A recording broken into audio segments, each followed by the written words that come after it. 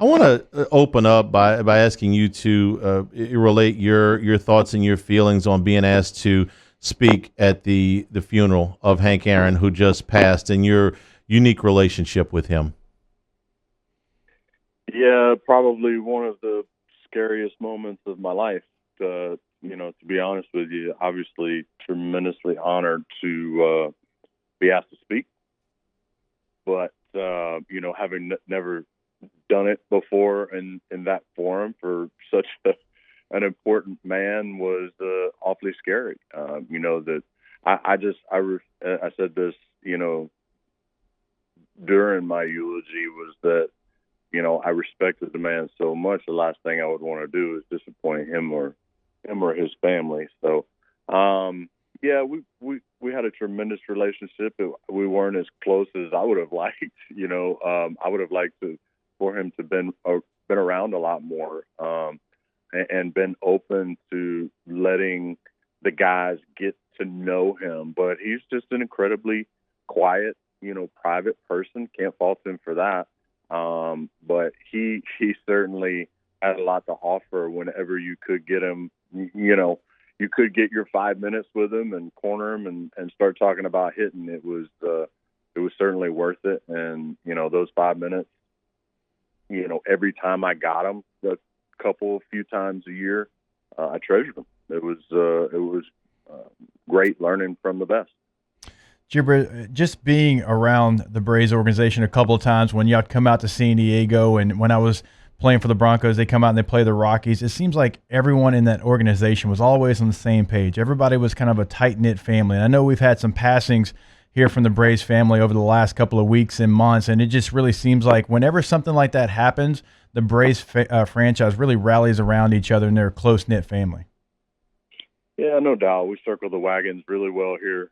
We've had to for the last month and a half, I think, starting with Nuxie and his battle with cancer, and then Don Sutton. Don never played here, but he was a part of the family, the broadcast family that has been a part of TBS and Fox Sports South for so many years. And I think he's, most of the Braves country will tell you, we deem Don Sutton one of ours. And then obviously the greatest, and Hank Aaron passing away. It's been a rough go, for Braves country. But like I said, we rally the troops, we circle the wagons, we grieve together. I think you said it really well. Everybody involved in this organization is always pulling in the same direction. And if you ever step outside the box and prove that you're going to pull in a different direction, you're not going to be here very long. And I think that's why there's a tremendous amount of continuity and flow to this organization from top to bottom. Chipper Jones is our guest. Chipper, can you share just one or two little things that Hank Aaron would tell you about hitting? I'm fascinated because we talk about all kind of lists in Major League Baseball. Over 700 home runs, over 3,000 hits, over 2,000 RBIs. He's the list. He's the whole list. So I'm just curious. Some of the things that he told you, you're like, okay, even for a Hall of Famer like you, like, okay, I see what Hank Aaron was able to accomplish. There weren't a lot of similarities in our approaches or our styles. He was more of a land hard on your front foot kind of guy, kind of swing down to create backspin. I was more kind of a sit on my backside, stay back. I kind of agreed with the swing down part of it to create backspin so that you get carry. But to be honest with you, very little of our conversations had to actually do with hitting mechanics. I can remember a couple of, actually the first time I ever met him. How's this for an intro to pro ball? I'm in rookie ball, and Hank Aaron and Willie Stargell call me into the office. All right. Now, I mean, I can't tell you how tongue-tied I was, and all they wanted to do was get me to swing a heavier bat, so because, they figured that I would be hitting, 20, 25, 30 home runs in no time if I just swung a bigger bat. These guys swung 36-inch, 36-ounce bats. I mean, just absolute telephone poles. And Hank was the first one to put a 35-inch bat and a 34-ounce bat in my hand. And lo and behold, here come the homers. So that was probably one of the more significant conversations that I can look back after playing 23 years in pro ball and say, man, that was a conversation I'm glad they had with me, because it changed, it put me on a different trajectory immediately. Catching up with my guy, Chipper Jones, here on Hanging with Hester and Hanny. All right, I want to ask you something, Chipper, about the Hall of Fame. No entries into this year's Hall of Fame, and I don't know how much you can speak on this, but obviously you're a member of the Baseball Hall of Fame. That's not something that happens very often, is no one gets in. And I've been really, really trying to get my guy Andrew Jones into the Hall of Fame, and I've been shocked by his percentage of votes, man. I mean, as you know, being a teammate of his, if you hit it in the center field anywhere close, you were recording an out, not to mention what he did at the plate. So can I start the movement to get him in the Hall of Fame, and you just follow with me? Brother, I started that long before you. Listen, hey, he's making some serious strides. He's making some serious jumps, and I don't really know how or why it's taken this long. Obviously, we're a little biased because we watched him play every single day.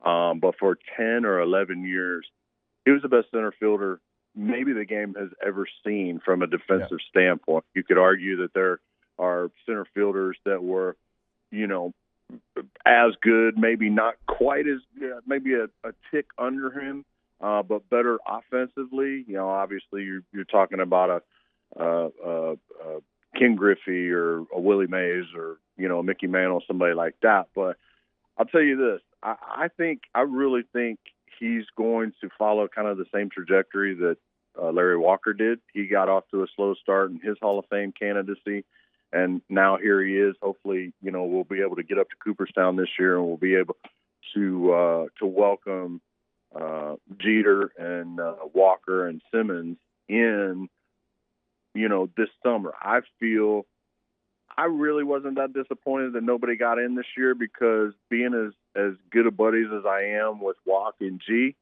I feel like they deserve their just due, and they deserve to have their day by themselves, because they didn't get it last year.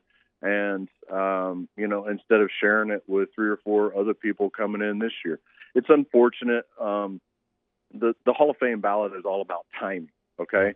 You have to certain years, you're just not going to have those guys that garner enough momentum, but heck, next year we could have 5 or 6 guys go in. So it's just kind of one of those cyclical things. It's all about timing. And, it's unfortunate that some of the guys that have been close the last couple of years just didn't get the necessary jump this year.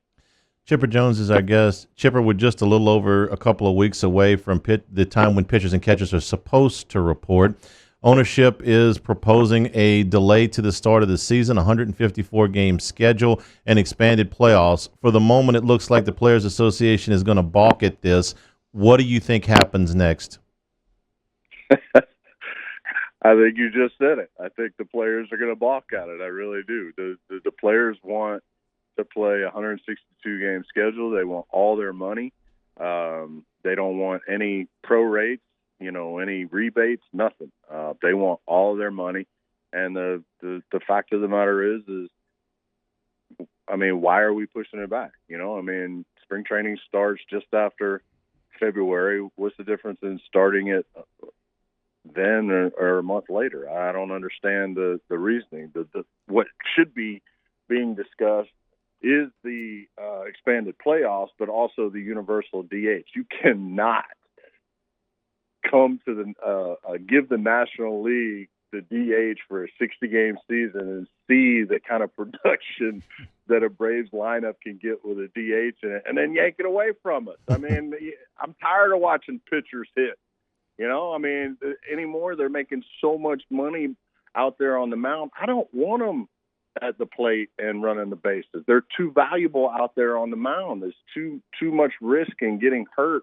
And I just feel like, you throw 16 more DHs in the game, that's 16 more jobs that guys are going to – how can that not help revenue and people making more money in the game? It just doesn't make a lot of sense to me. Chipper, on the topic of expanded playoffs, the Players Association, their tack seems to be that this would disincentivize teams to spend in free agency. Do you believe that is true? First of all, because there is some additional revenue to be gained from expanding the playoffs, but maybe not as much as it would benefit them in free agency. Well, it certainly waters down the playoff format because you got so many more teams that are not very good that are going to be making the playoffs, and you're going to have a bunch of teams, and there's going to be a bunch of teams in the hunt later on in the season, which is going to prevent that really crucial time, that trade deadline there in July and August. I mean, there's a lot of things to think about right now. It just seems like, man, every off season there's so many proposals of trying to try to reinvent the wheel and change the game. I mean, take a step back and just shut up and let them play starting in February. Stop changing the rules, I mean, listen, I'll throw my shoe at them, and we'll, no pun intended there, Hester. But you took it right out of my mouth. I'll throw my shoe in the ring by saying just leave them alone and let them play. Literally, my next question was, have you seen someone throw a cleat 20 yards in a football game? And you beat me to it. You did the rap battle thing where you said what I was going to say before I could say it. Brother, I tell you what, I've lost my mind 4 or 5 times on Twitter, through the years. But when that dude threw that shoe, I was like, I lost it, man. For like 5 days, my only tweet for 5 days was like, a shoe. A shoe. I mean, I'm not going to say they would have won anyway, but I certainly like their chances, a lot better, if it doesn't happen. I just never see it. And it only happens to my favorite teams. Like, the Gators, the Steelers, the Falcons, that kind of, we lose a 28-3 game, in the Super Bowl. We throw a shoe. We give up 28 points in the first 5 minutes to the Browns this year. I mean, come on, people. Hey, it's fine. LSU's won 8 out of the last 11 against the Gators. We won't talk about all of those things, but you still owe me a trip to Death Valley. And the game's there this year. I mean, hopefully, God willing, we're going to have fans in the stadium. You got to get here. I do feel a little bit better that we took y'all's tight end away from you. I guess that makes me feel a little better. But my nanny, my live-in nanny that helps us with all these, dozens of kids we got running around here. She is from Louisiana, and when you guys came here to Mercedes-Benz last year for the playoff game, she took me to a LSU tailgate party. Yeah. And brother, y'all do it right. I'm telling you, y'all do it right. I cannot imagine going to Death Valley and getting there a day early and experiencing that for 24 hours. That would be a blast. I'm telling you, you've got an open invitation. We've been talking about this since about 2009. So surely one of these years we're going to get you here. I mean, I can take you. We can get in the woods on Sunday after the game. I mean, you name it, we'll do it. We'll put a line in the water. We got it all covered. All right. It's a date. All right. Sounds good. Chipper Jones, thanks so much for your time. We appreciate it. We'll catch up soon. My pleasure, fellas. Y'all See be you, good. Chip.